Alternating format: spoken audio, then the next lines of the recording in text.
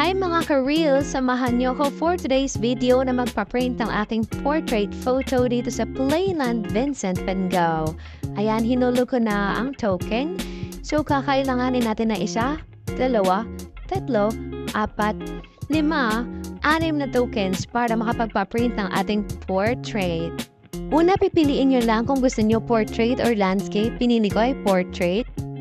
Tapos titingin lang kayo dyan sa may camera at mag-aura-aura gaya ng ginawa ko dyan. So ayan, titake kayo ng 3 pictures. Tapos mamaya pipili kayo kung ano yung the best na gusto ninyong i-print.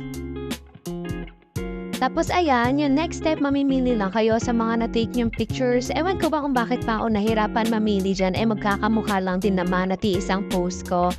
So, ayan, yung isa medyo nakasimangot kaya hindi ko yun pinili. Siyempre, sayang ang pera.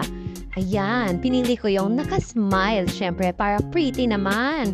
At pwedeng ipa-frame, di ba? Tapos, once na makapili ka na, ayan, meron silang pa-effect dyan na kunyari, dinodrawing nila yung picture mo. O, ayan, di ba? Kala mo naman, totoong nagdodrawing, i-print lang naman nila yan.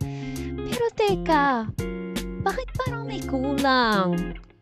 Nakikita nyo rin ba mga ka-reels kung anong kulang dun sa drawing? Nako ha, mukha akong kalbo ha. Pero baka lang naman, mamaya tignan natin ang finished product. Akala ko mas gaganda ko dito sa portrait na to. Naku, hindi nakita ang buhok ko dahil nga puti ito. Pero di bale, ang ganda pa rin naman ang smile ko. Anyways, thank you for watching mga ka-reels. Goodbye!